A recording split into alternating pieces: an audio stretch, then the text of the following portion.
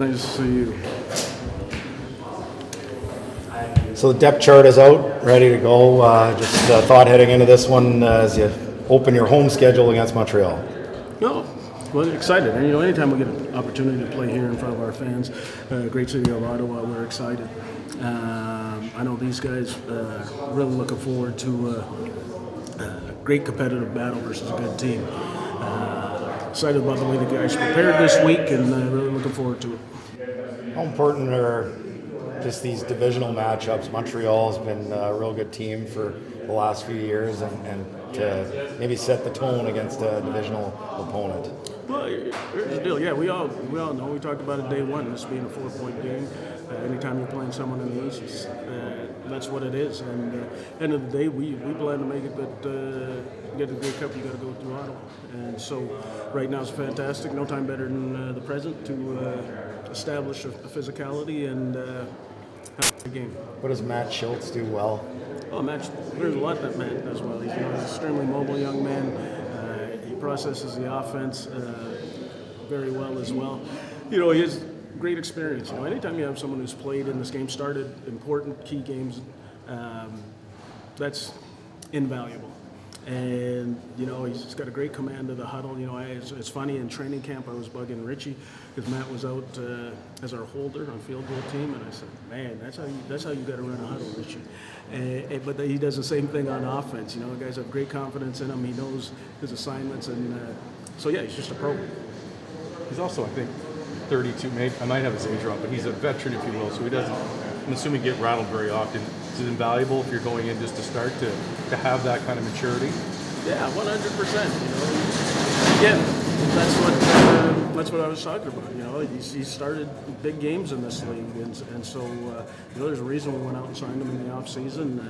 You never want your starter to be down, but we knew we wanted to be in one of the things we talked about in the off season, making sure we had somebody in here that could step in if Drew happened to go down. You have arguably the best receiving core in the league. I know you won't comment on that part, but how much of a bonus does it have? Is it to have, I'll say, so many stars available for you? Well, I think at the quarterback position, really, when I talked to Matt, just ask him, Matt. You're exactly right. We got a lot of talent around him, and kind of be like a point guard. You guys remember John Stockton? You just put the ball in people's hands, and I know Coach Condell's going to put Matt in a situation to be successful, and it's got to be him. Use the skills that God gave him, and play consistently. I didn't see a Utah Jazz reference coming. The running game. You talk about Matt having being mobile, if you will. Like, should we see a more concerted effort on the ground game? I'll tell you this, and it's very similar to what I told the team, is that for us to be successful, both lines have to be dominated, right? There has to be a certain physicality. But yeah, I think anytime you're successful running the ball, it takes pressure off the guy who's back there slinging it, and it sets up a lot of other things in the game. And I think you saw that in a little bit in the second half in Saskatchewan. So yeah, we want to make sure that we establish a run, give William or Daniel their opportunities to carry the ball and soften them up, lean on them, and wear them down throughout the 4 quarters. Is there an adjustment made to the O-line for better protection, if you will? No, Coach Gibbons does a fantastic job in protection, and so I don't know that there's any adjustments per se. We all just got to make sure we do our job. Coach has them prepared for the looks Montreal has shown, and so we just go out there and execute what we need to execute. That's the biggest thing. My last question, sorry, is penalties. And I feel like we asked you this last year, and it's the same answer. Maybe do you address the penalty issue as you go into this game? Well, yeah, what we talk about is making sure we're not doing anything to hurt ourselves. We fight hard for every yard we get. We can't afford to give any free ones back, and so the guys know it. At the end of the day, we got to make sure we protect the team, because at the end of the day, sometimes especially the URs or objectionable conducts, those are things that are kind of a selfish penalty. And at the end of the day, none of us want to hurt the group. And so it's got to be deep inside our consciousness to avoid those types of situations. The success that Montreal has had against Ottawa the last few years, is it something that can become like a bit of a mental hurdle that you have to overcome, or is it something that maybe not everybody even something this team knows about, but it's publicized everywhere else. First off, first thing I'll say is this, and you guys know me, I worry about going what's ahead of us, Right. not the past. And I think if someone's worried about the past, things that have a mental block because of things that have happened in the past, they're weak-minded individuals, and there's no weak-minded individuals in this building. So, past is the past. We're worried about setting our future. What makes the Montreal defense as good as it is? Well, Noel's a fantastic coach, and I think those guys feed off him. He's an aggressive guy, and they build off that. They got a lot of dynamic athletes over there that are able to give you different looks and come at you from different angles. They really want to make sure that on first down that you don't have much success, so that they can do all their aggressive blitzing and things like that. And so Noel does a fantastic job, and like I said, they got a great group of athletes over there who bought into his system. Thanks, sir. Thank you. Thanks. First start as a Red Black. How does it feel to get out there for a regular season game? Yeah, I'm excited. It's a great opportunity. Obviously, it's tough seeing Drew go down, and you see how much work he puts in, how much work he put in the off season. But like any other position in sports, it's the next man up mentality, and we really have that team environment, not only in the whole locker room, but especially in the quarterback room. We know how much work we all put in, and that quarterback room kind of have a little thought like we're better together, and kind of takes a village to make the game plan each week and get out there and compete. So we're all excited. How is it building chemistry with the ones this week? Yeah, it was good. Luckily, I was able to get in and get some reps early on when we still were kind of figuring out with Drew.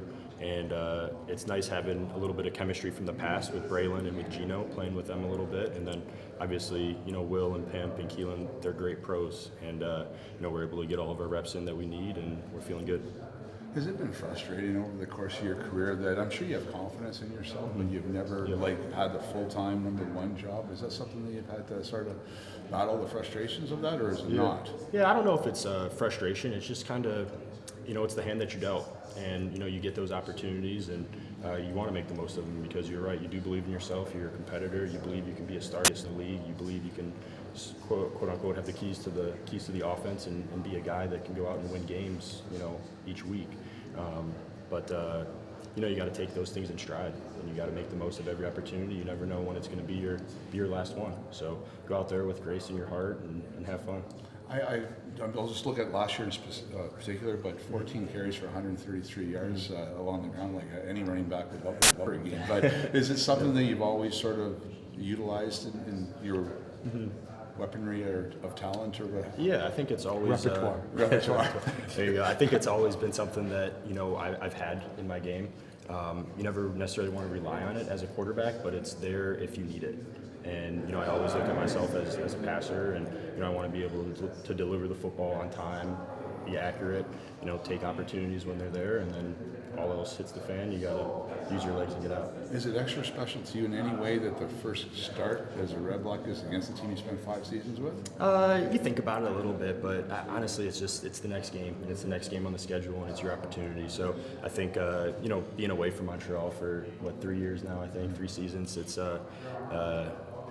it's there, but it's not something that I'm really focusing on. They got a great defense, great coaching staff, they're physical, and we know it's going to be a good game. Is that defense and that defensive coordinator that they've been in place the whole time, right? Like you've known them for a while. You knew them back then. You practiced against them. Yeah, I was actually Coach Thorpe was the DC there when I was a rookie in 2017, and then I think he came to Ottawa for a little bit and kind of bounced around a little bit. But yeah, like you said, they've been there for I think 4 years now, had some success, and they're well coached. They're great athletes. I got nothing bad to say about them. They're a good bunch, but I'm really confident in what we do too, in our guys, and I know we got a great offensive room and receivers, O-line, quarterbacks, running backs, and our defense is looking solid too, so it should be a good game. How important is it to you in the offense, maybe in general, of getting Eugene Lewis that 10th consecutive touchdown?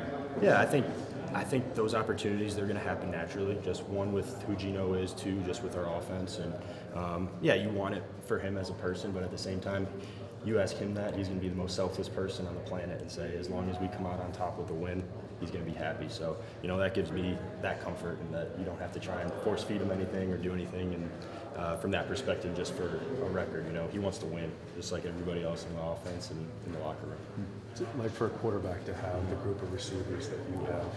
I mean, it's special. You see how they practice, you see how they prepare, not only what they've done in their past, but how they approach practice, how they approach walkthrough, how they approach taking care of their body, after practice, and who they are in the meeting room. So definitely gives me the most confidence. I mean, I think they're all basically 1,000-yard receivers. Like, it's got to be like, that's a pretty good group to throw to. Yeah, amen. I mean, you hit it on the head. They've all had that success, and you just got to put it in the vicinity, and you can trust that they're going to make some plays. So it's all on you. No, why did you choose Ottawa? Like, they offered you a contract, obviously, but is there something about Ottawa that you really liked?